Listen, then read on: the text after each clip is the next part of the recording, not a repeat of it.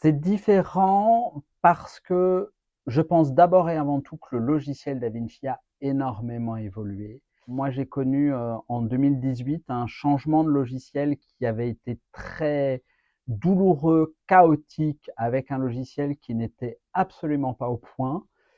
Et j'ai trouvé ici un service qui avait changé 1 mois et demi, à peine 1 mois avant, de SGL et qui était passé à DaVinci et qui non seulement fonctionnait, mais fonctionnait bien. Il y a eu vraiment un gros changement entre le DaVinci de 2018 que j'avais connu et le DaVinci que je trouve aujourd'hui tel qu'il est lancé dans les différents services, avec un mieux, clairement.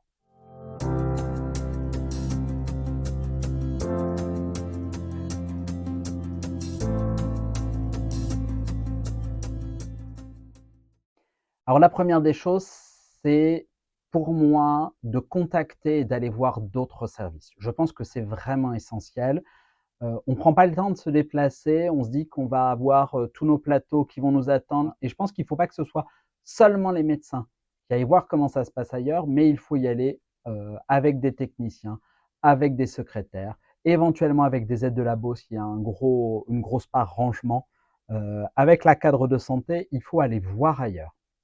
La deuxième des choses, c'est quand on change de logiciel, on change. Et DaVinci, comme tous les autres SGL, mais clairement DaVinci n'est pas fait pour être un Diamic en un peu mieux. Il est fait pour être DaVinci.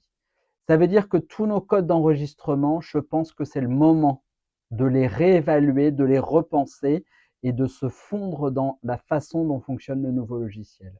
Le circuit du prélèvement, beaucoup de choses doivent aujourd'hui évoluer avec le nouveau logiciel et doivent être paramétrés en fonction de comment fonctionne le logiciel et pas le logiciel adapté à comment on fonctionnait.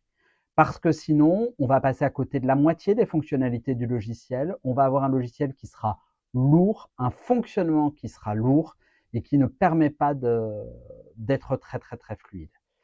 Et puis, DaVinci, c'est un logiciel qui nécessite d'être accompagné par des investissements en matériel informatique, en connexion informatique, ce dont on n'a pas toujours l'habitude, nous pathologistes. Et un poste informatique médical, c'est forcément un poste avec une douchette.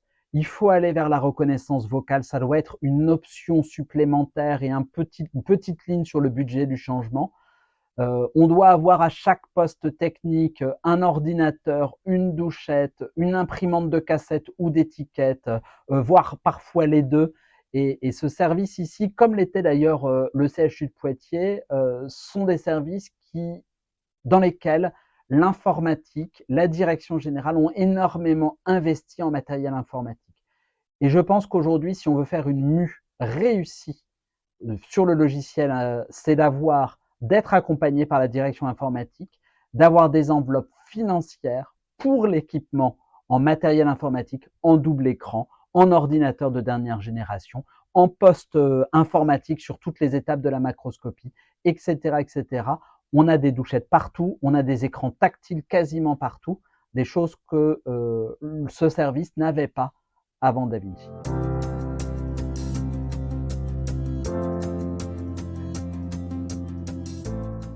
Alors, ce qui est très très important, c'est de garder un contact fort avec les équipes de DaVinci et ne pas hésiter à contacter, à communiquer entre collègues. Parce que DaVinci, c'est énormément de changements, énormément de fonctionnalités. Et je pense que moi, ça fait 6 ans que j'utilise ce logiciel. Et en 6 ans, j'ai appris de nouvelles fonctions et j'en apprends au moins une fois par mois une nouvelle fonctionnalité qui me fait progresser. Et quand on change, quand on commence sur le logiciel, ça fait tellement d'informations qu'on va apprendre des fonctionnalités qui vont nous sembler essentielles et urgentes. Et si on ne se maintient pas à jour, si on n'essaye pas de voir comment est-ce qu'on peut avancer, eh ben, on reste à une utilisation de 15, 20, 30% maximum du logiciel, alors que ce logiciel a beaucoup de fonctionnalités.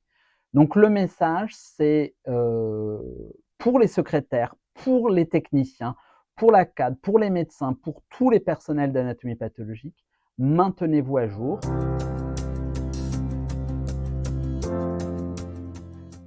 Il faut un lien, une coordination, une coopération et je dirais même une relation particulièrement cordiale, voire amicale, avec les personnels et les collègues des services informatiques.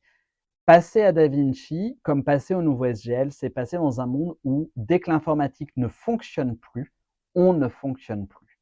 Le papier, le crayon, le rattrapage, c'est fini. Eh bien, nous, on est arrivé à cette ère-là où l'informatique, les informaticiens sont devenus essentiels dans notre métier.